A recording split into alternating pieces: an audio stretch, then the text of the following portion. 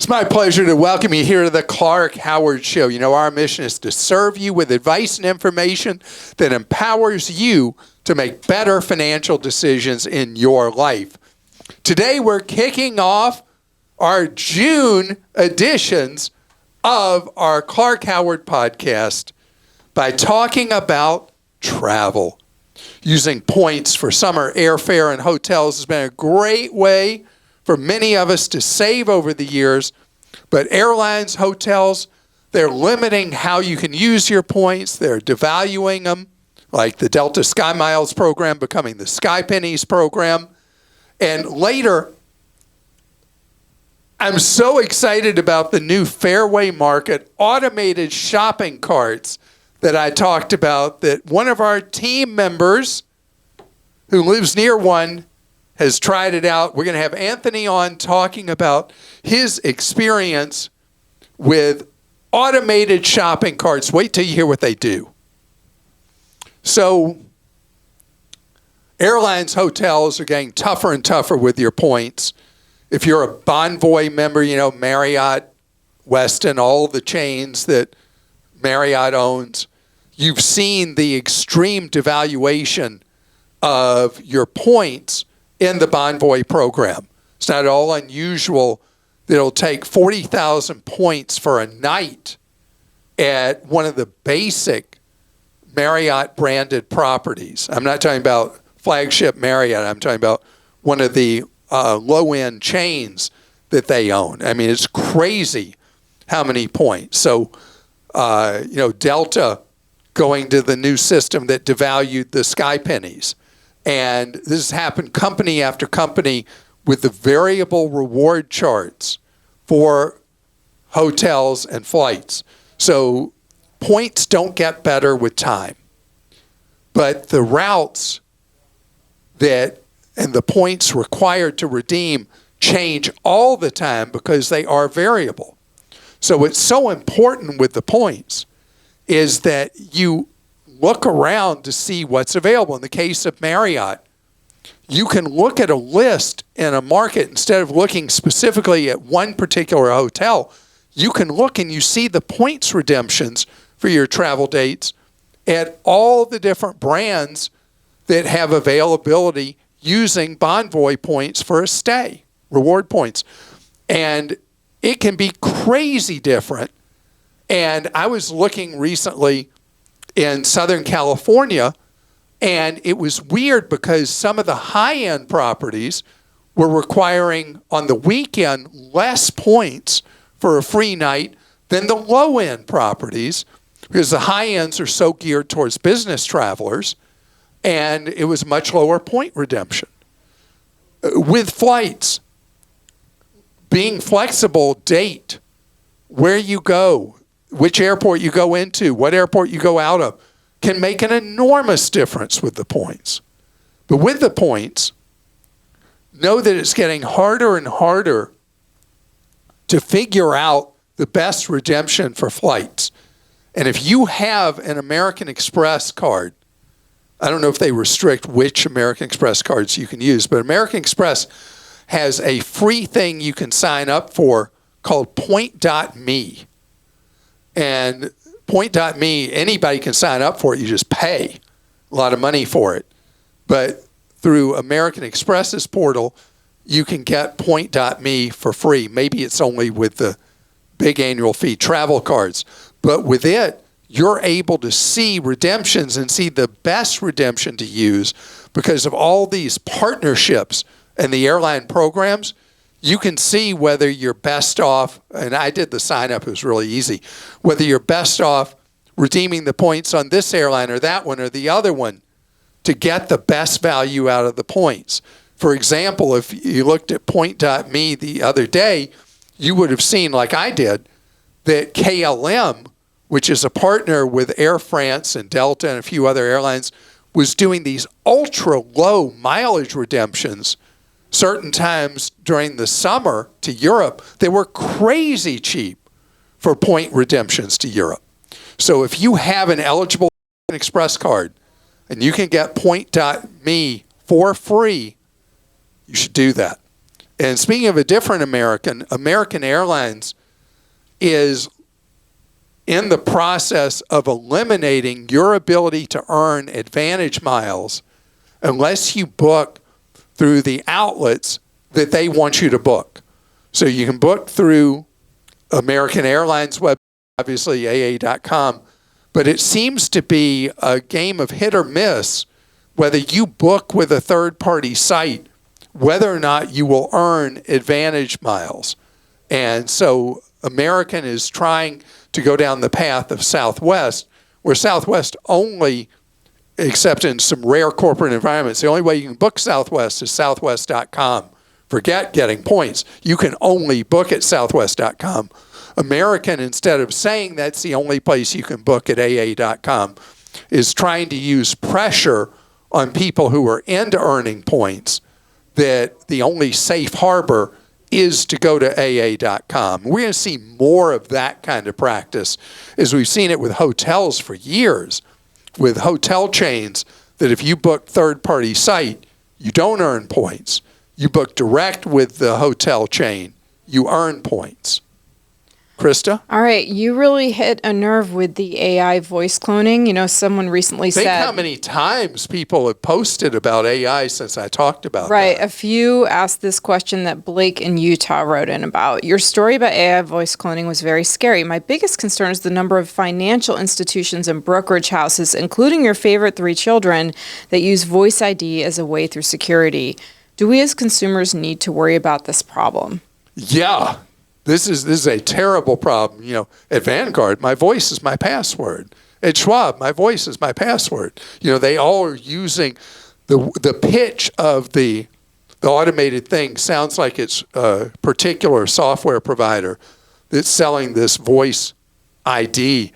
And it's a great question. I think we should, if it's okay with you, we should have one of our writers at Clark.com talk to financial houses about how they're dealing with this, because this isn't even the first person who's brought this one up about how at risk is this an Achilles heel now for brokerage accounts, where brokerage accounts carry most of people's money, not banks.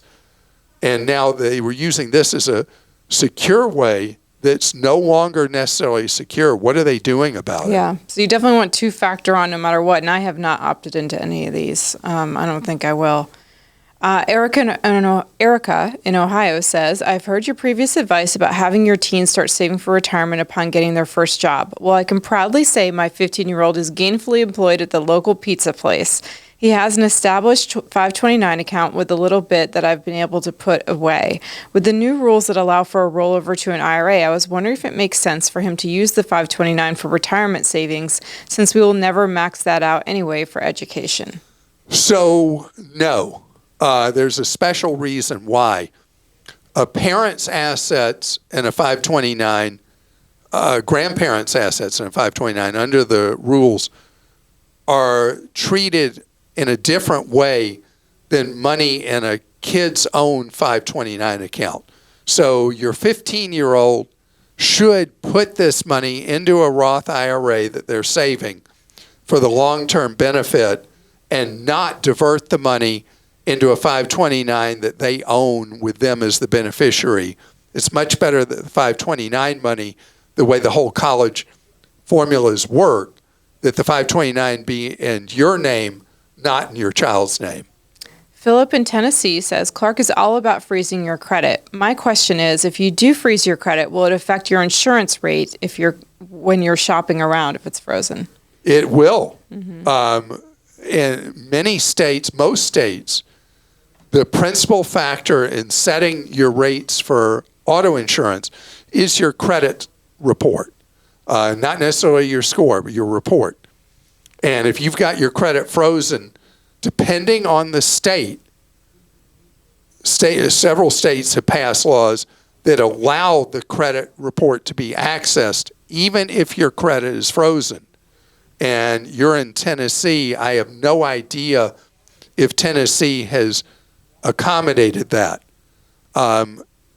You have to, when you're shopping for auto insurance, just to be on the safe side, You have to temporarily thaw your credit in order for insurers to be able to check it and set your rates. Because I know it's weird, I know it's crazy, but the insurance industry has decided, and they believe it through and through, that even if you've had terrible accidents, tickets, a DUI, but you've got a very high credit score, you get a lower insurance rate than somebody who's had a perfect driving record, bad credit score.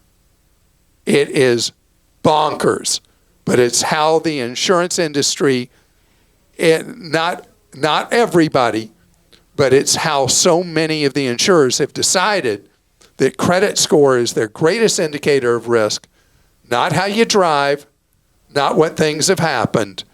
And so temporarily thawing your credit while you shop auto insurance is a good idea unless you've already verified that your state allows insurance companies to be able to do what's known as a soft pull against your credit to see what it's like even when your credit's frozen.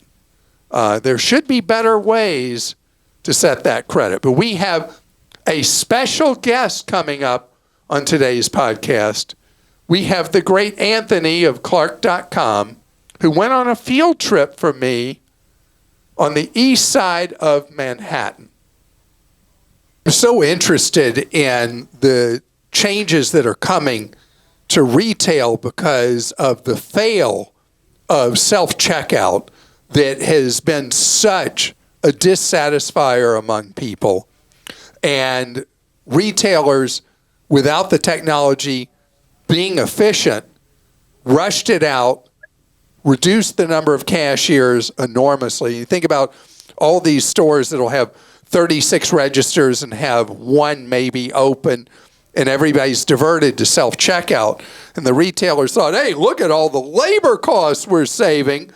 And then they got robbed blind by shoplifters, and the customers have hated the terrible implementation of self-checkout.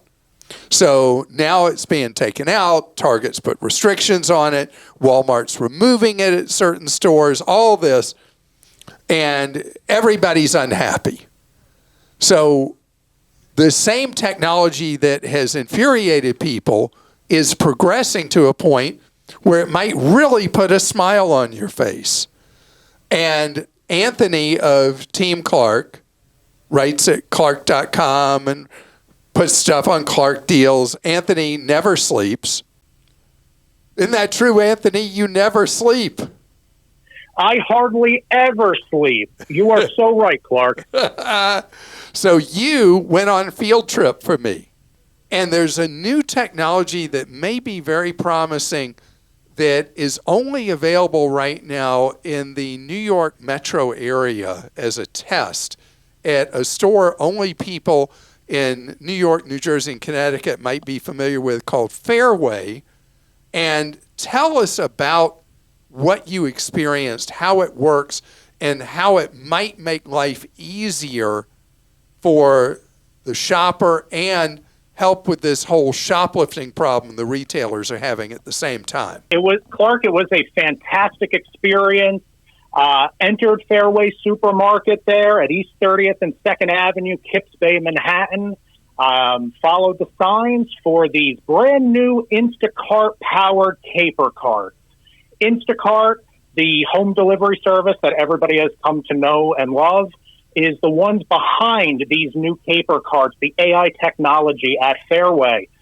So seamless. I grabbed a shopping cart. It immediately asked me if I had any coupons, reward number, information like that. I highly recommend inserting any information like that prior to shopping. As you shop, you will get notified on your AI-powered cart of any promotions or sales going on throughout the store.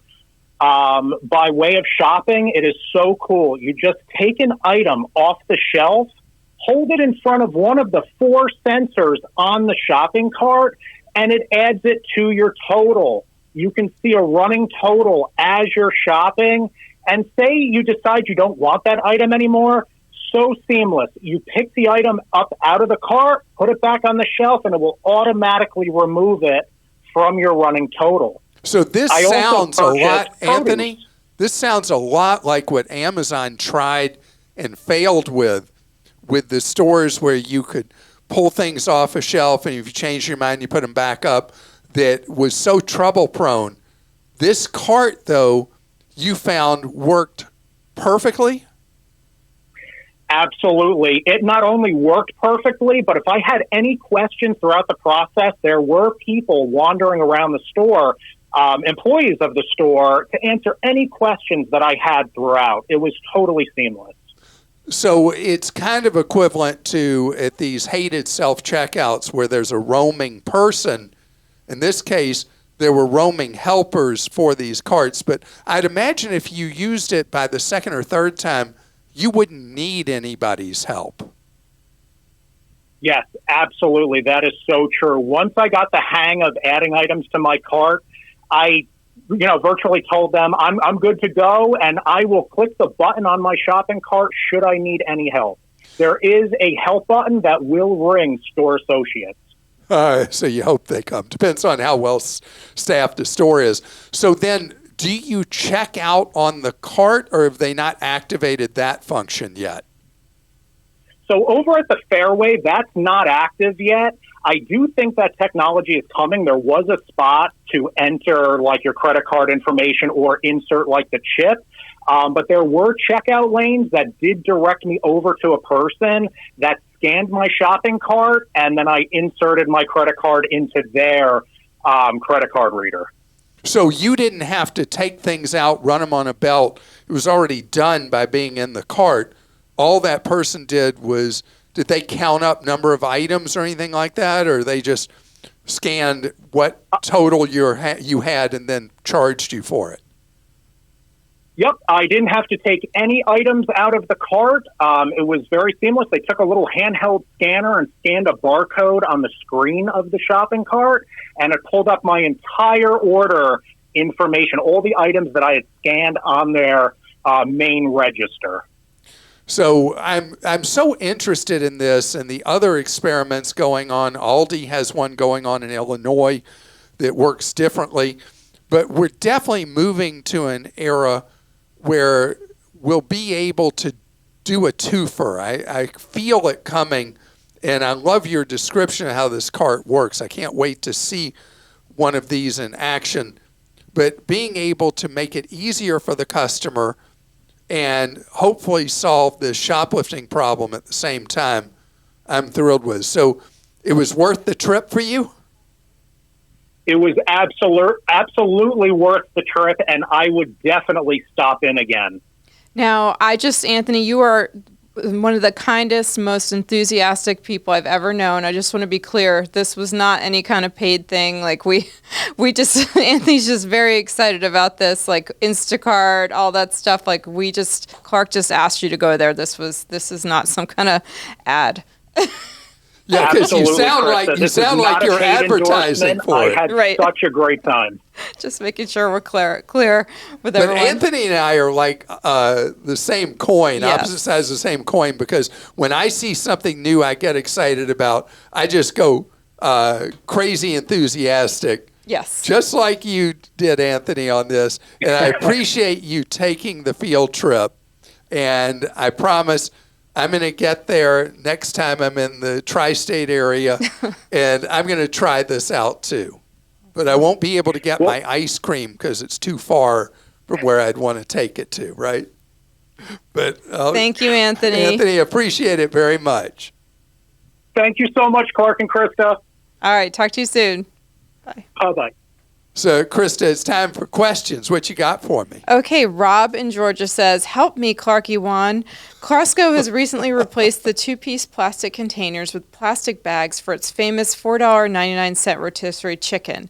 While I appreciate Costco saving money with this change, these new bags are a huge mess for those of us who like to graze on the chicken for a few days. Please use your force with Costco to get them to sell a permanent rotisserie two-piece chicken container we can use at home. Thank you, Clarky One. May the frugality be with you always. We should be playing Star Wars theme music, Yeah. shouldn't we? So Have to pay for that, though. So that is a brilliant thing for Costco to go to the bags and sell a reusable. And that is a suggestion you should make to your store manager. And I'll mention that next time I'm in a Costco. I have a prescription I got to pick up. Maybe next time I'm there, I'll talk to the food department manager, because that is a wonderful idea. That Costco's been able to keep that at $4.99 is something that startles the entire grocery industry. Emily from Oklahoma says, we're stationed overseas and have a car that is not U.S. specs. We have to sell it when we move back to the States. We've been paying it down furiously. We paid over half in 10 months. The Wow. loan was $7,400, interest 5.49%. We've paid $4,000, leaving $3,477 and $173 paid in interest. Is it better to pay it off completely than have 4 months with it before selling, or lessen the monthly payments to cover the interest and pay the rest when we sell it? It's about $16 a month in interest and fees. So I'd say you're fine to pay it off when you sell it. You have such a reasonable interest rate on this loan. There's so little interest involved. And if you have the money and it's earning less in savings or whatever, yeah, go ahead and pay it off sooner. But this is not a real high priority to rush this payoff, because you're servicing it with such a low balance on it now and such a low embedded interest rate. So good for you. Thank you for your service overseas to our great nation. Appreciate that so much.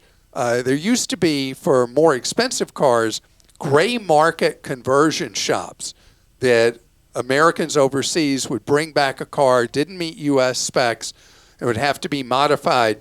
At the price point your vehicle is, it would not be a good idea. Selling it at the end of your duty tour is the right thing to do.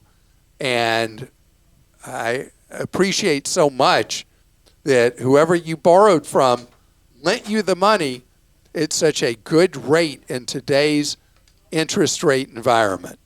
And I hope you have a great, great day today. Look forward to serving you tomorrow.